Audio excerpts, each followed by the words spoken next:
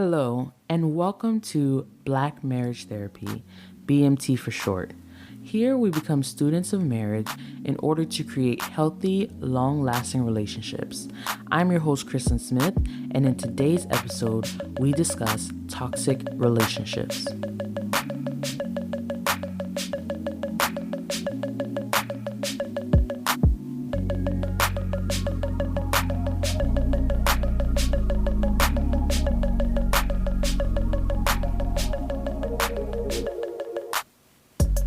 In the past, what came to my mind when I thought of toxic relationships were relationships that involved physical, verbal, sexual, and emotional abuse.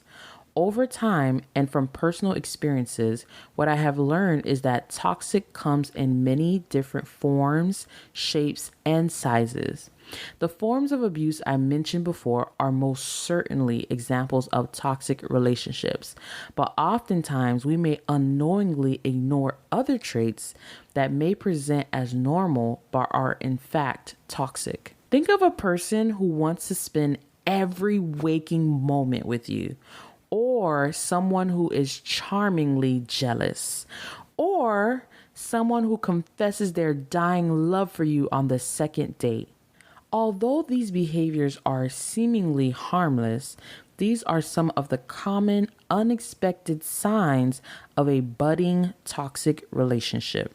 What I hope to share with you all in this episode is a broader view of toxic relationships, and that toxic lies on a spectrum. I am making this claim not to defend toxic tendencies and or behaviors, but instead to offer a different perspective so that individuals can be aware of others' toxic traits as well as their own. Secondly, I hope to offer hope to those relationships that may be leaning towards a toxic path, and offer that if addressed and worked on, these relationships can be healed and become healthy.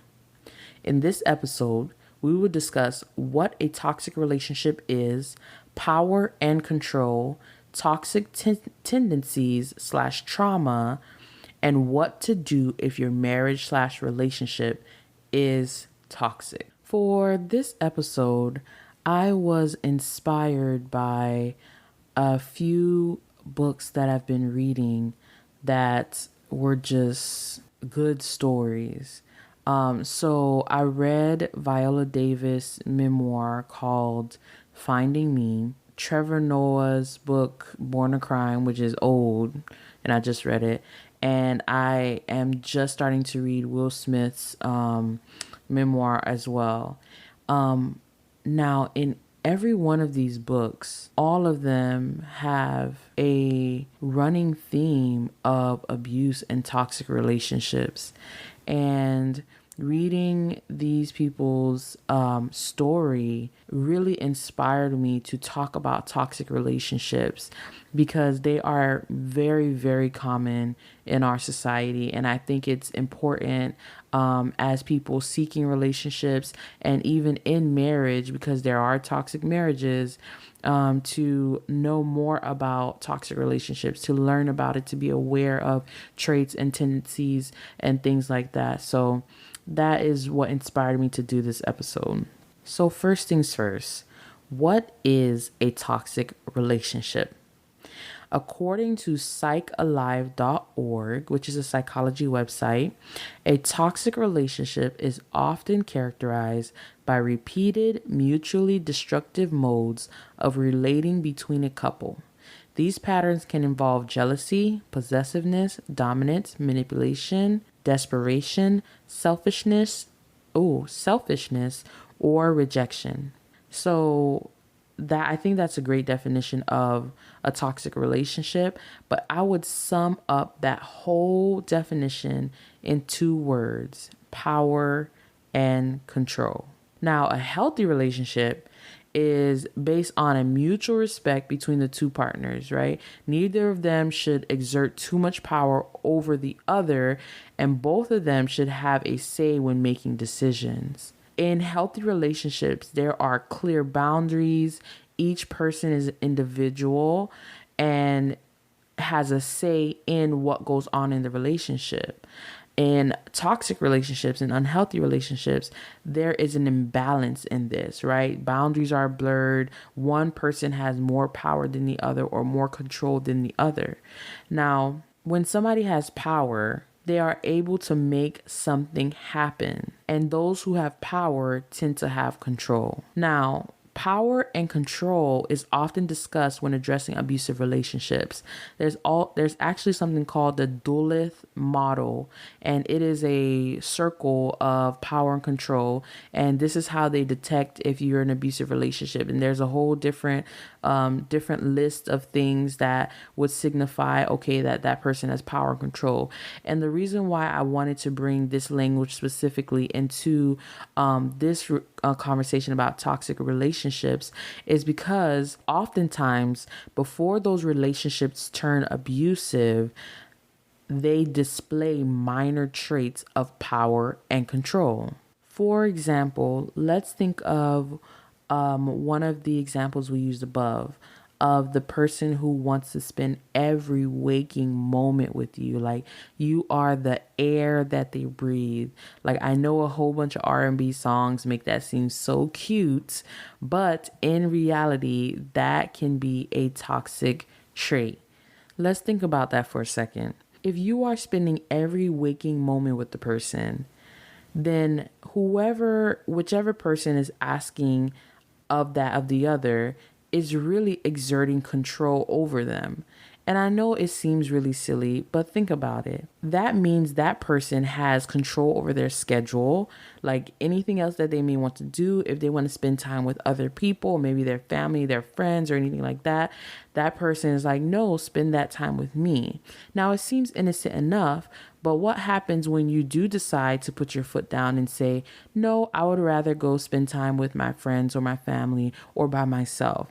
And the person may, one, blow up and get angry at you, or they may just like get really sad and make you feel bad that, oh my gosh, like you must not love me, you must not care about me, or, things like that. And then all of a sudden there's a shift. And that person now has power over you because they are making you stay with them and be with them every waking moment instead of you having autonomy over yourself and going about your business. Right. And in the beginning, it may seem, really innocent. And it's just like, oh, well, you know what? They really just want to spend time with me. But over time, traits like this that is not addressed become very toxic. Now you've been together for 2-3 years and you feel isolated from your friends. You feel isolated from your family. You feel like you don't have any hobbies or anything. Like you are just like with this person all the time. And at this moment, they're controlling you. So this is an example as what I'm trying to get at is that things that may be innocent or seemingly harmless can be toxic traits. If you are in a relationship where you feel like the power and control is not balanced, where you as an individual can bring about what you desire, what you want, what you think, all those things, then you may be in a toxic relationship. Some signs of a toxic relationships are intensity, which means like they are just over the top in love with you. Like they don't even know you that well, but they already love you. You're like the apple of their eye, like all those things. Possessiveness, manipulation, isolation, sabotage, belittling, guilting, being volatile. That means like blow off the handle, like you're normal and then you're just angry. Deflecting and deflecting responsibility. So the list that I just read, all these traits, all these behaviors can show up like in an extreme version, right? At the highest end of the spectrum, but they can also show up very subtly, right? If somebody is like manipulating by, for instance, like, oh, you're going out with your friends and like, oh man, I really wish I could come, or, oh, I'm really going to miss you while you're here. That's a subtle version of manipulation, and that's something that you shouldn't do. In a healthy relationship, people don't manipulate one another. They express themselves and communicate openly. So, if you are in a relationship that may be presenting some of these signs, these traits, behaviors, then and also, if you are feeling that there is an imbalance of power, if you are feeling this way, then you may be in a toxic relationship. With that being said, I would like to mention that not every relationship that presents toxic signs is doomed for destruction. Now, before y'all stone me, all right, because I know that sounds really, really crazy. Like, why would you stay in a toxic relationship or with somebody who's toxic and all those things like that? I am not defending toxic relationships. My goal here is not to be like, hey, here's why you should stay in a toxic relationships. That is not what I'm saying. I'm saying that every relationship that presents toxic signs is not doomed for destruction. And this is why I think so. Now, I don't know if anybody else has coined this term and I haven't heard it yet. So let's just say I coined it here. I believe that there are people who have toxic tendencies.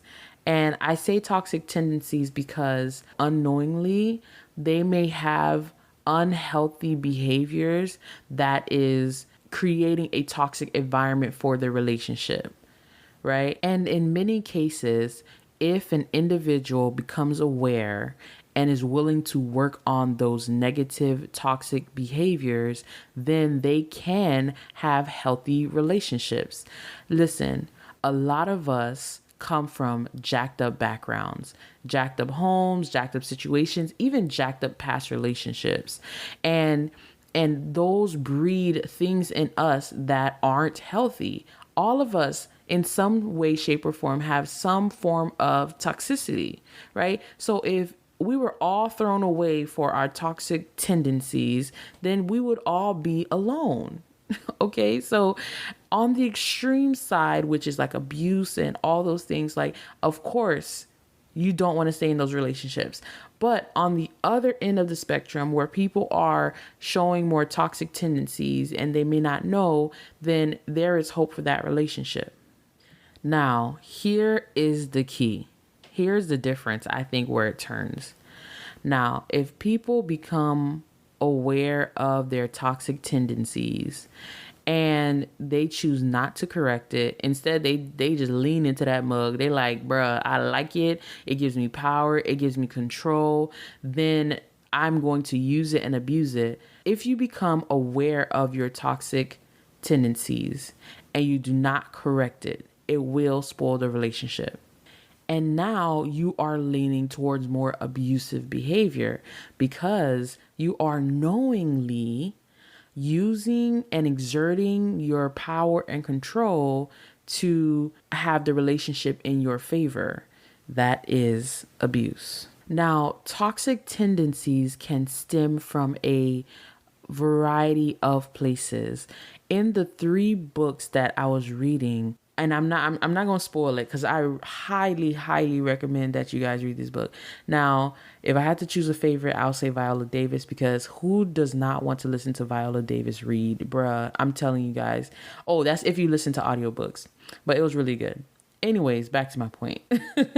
When it comes to, in Viola Davis' case, her father was very, very physically abusive, emotionally abusive, very verbally abusive. According to her narrative of this story, that stemmed from the circumstance of poverty. In one of the stories, she explained how the abuse that her father would, put her mother under often came at times when he would get paid. And the shame of the amount he made and the fact that he could not fully support his family led him to drink, which led him to be extremely abusive. So in that case, his toxic behavior came from the circumstance of poverty. This does not excuse the fact that he was abusive, but it just explains the root of the toxicity. She also talks about how her father was, had a rough upbringing, but she didn't really know too much about his upbringing, but she knew about his work life and the shame that he felt and how the family was in extreme poverty. Now, in Trevor Noah's book, Born a Crime, he discusses how the toxicity that his stepfather spewed came from the environment. In South Africa, there's very much a hierarchy of, men are in charge, men are the boss, the patriarchy. And that environment bred toxicity. Again, not to spoil it, but he talks about how during times where his mother would go to the police and say, hey, this man is putting his hands on me, they would be like, oh, you need to go home. What did you do to make him mad? Oh, no, that's a family issue. And they simply refused, absolutely 100% refused to allow her to press charges on that man. And that was because he was the husband and that was his role. And he further goes on to explain that his stepfather was raised in a tribe, because they were in the city of in South Africa, but in the country where his tribe was, it was extremely patriarchal. The men did not cook, they didn't clean, they didn't do anything that was domesticated in any sense of the word. So in that sense, his stepfather's toxicity stemmed from the environment. Now, Will Smith, his father was also verbally abusive and physically abusive. And for him, now this is my own assumption based off what I've read so far, I believe that he had extreme anger issues and probably some unresolved anger issues, and definitely probably some mental health issues. And that's another way where toxicity can stem from mental health issues. Some people have depression, some people have bipolar disorder, some people have like these serious type of mental health issues that is causing toxic behavior and therefore toxic relationships. So I say all of that to raise your level of awareness. If you feel like you may have toxic tendencies, it is important for you to realize where that may be stemming from. In some cases, your toxic traits may be coming from circumstances such as poverty or maybe a very stressful job. Or you may be having some toxic tendencies because you learned it in your past, in your childhood, right? So maybe your parents were in some form of abusive relationship, or in other previous relationships, there was a toxic relationship and you picked up some traits or a way to protect yourself. And therefore, that's how you move on into other relationships. Or you simply may have a mental health issue, or you may simply have something going on with you that is beyond just circumstance or environment or things like that. You may need to see a therapist and be just diagnosed with bipolar disorder or depressive disorder or anxiety disorder or, these different things. These things are real. They exist, and they absolutely affect our relationships and how toxic they are. So for a moment, let's focus on the toxic tendencies that stem from your childhood, right? From trauma or from the environment that you had. Now, these are the things I think that usually go undetectable. For example, let's say that you were raised in an abusive home. You were underprotected by the person who is supposed to care for you, love you, and create a safe environment. And therefore, at the time where you were supposed to be developing and gaining confidence and a strong self-esteem, you were belittled and, left out to the wolves and really to fend for yourself. So now, as an adult, you seek relationships that make you feel safe. And you may become codependent. You seek that so much to the point where you are willing to forsake everything that you want, desire, or need just so that you're with a person that makes you feel good. And the reason why something like this is so dangerous, although it may seem harmless, right? Because you just want to be with a person who makes you feel safe, is that it creates an imbalance of power and control.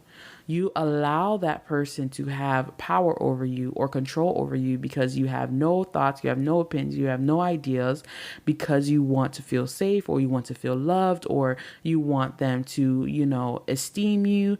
Now, what happens when you get into a relationship with a person who you think was safe and who loved you, but instead is exerting power and control over you? What you have is a toxic relationship. So that toxic tendency that you got from your childhood, from your trauma, is now affecting your current relationship. I experienced this as well early on in my marriage. I hadn't realized that there were some things from my own past that I brought, from my childhood that I brought into my marriage that was actually toxic. And I told this story before, but it was really about abandonment issues, right? I had abandonment issues and those abandonment issues really started to turn into toxic tendencies because when I was unaware of this behavior, I would try to control the situation so I don't feel abandoned. So I would ask my husband to, not leave me, in the store and, make sure that he's right there and on time after work and all these different type of things. And eventually what happened was Junior had began to walk on eggshells and make sure that he was there at a certain place and at a certain time and so that I can see him and all those things. So although I was unaware that I was creating a toxic environment for my husband, because now I'm exerting control over him. Like, hey, make sure you're here, make sure you're there, all those different things. It's ultimately control. And he's walking on eggshells, and that is not a healthy relationship. So my toxic tendency was creating a toxic relationship. When I became aware of what I was doing, I then had a responsibility to address it, heal it, resolve it, whatever I needed to do in order to create a healthy environment for my relationship. If you believe you may have some toxic tendencies, and most of us do, it's very important that you find out where that toxic behavior, those toxic traits are stemming from. Increase your awareness and try your best to resolve it so that you can create an environment, a healthy environment for your relationship to grow and to thrive. So, what do I do if I am in a relationship that is toxic, or if I am in a marriage that is toxic? We discussed previously that toxic relationship can stem from toxic tendencies that may have come from so many different scenarios. However, sometimes toxic relationships are created in the relationship itself. A lot of times, relationship starts with love and happiness and all those good feeling emotions. However, in one way or another, the relationship can become toxic because of specific behaviors from the relationship. For example, maybe if somebody cheated, or if there was another type of betrayal, maybe financial issues, a lack of communication, a lack of trust. All these different things can create a toxic environment and create a toxic relationship. So, can a toxic marriage be saved? And the answer is not a one size fits all. Sometimes it's yes, and sometimes it's no. So the first thing that needs to be done if you are in a toxic relationship or a toxic marriage is you have to recognize that you are in a toxic relationship. So if you're listening to this podcast, you heard some of these signs, you realize that your relationship is dragging you down, that, there's more negative times than positive times, and all the many signs that I discuss in this podcast, then that can count as an acknowledgement of a toxic relationship. Now, the The next thing is that both individuals have to make an honest commitment to saving the relationship or the marriage. It takes two to tango in this case.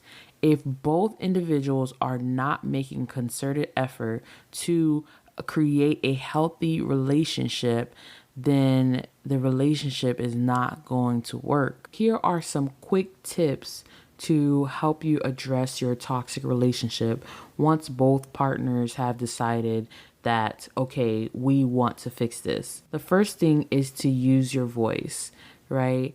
Start communicating more. Like I mentioned before, toxic relationships have an imbalance of power and control. So it's very important that you speak up about problems and conflicts and, things like that. Or if you're the person who's always talking, it's maybe time to start listening with compassion and empathy, and let the other person talk. Another tip is to practice self-care. Now this seems, like counterintuitive, like, okay, you're talking about fixing the relationship.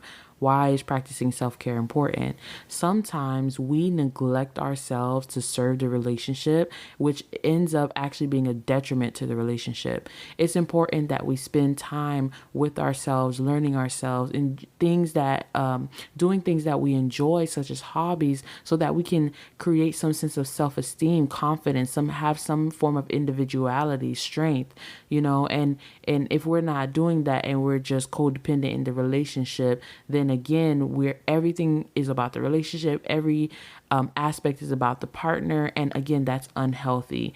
And creates toxic relationship. So it's very important that you practice self-care, and work on yourself, your self-esteem, things like that. Another tip is start setting boundaries. Setting boundaries expresses to other people that you value yourself. When we set boundaries, we're less angry and resentful because our needs are getting met. So boundaries make our expectations clear so that the other person knows what to expect from us and how we want to be treated.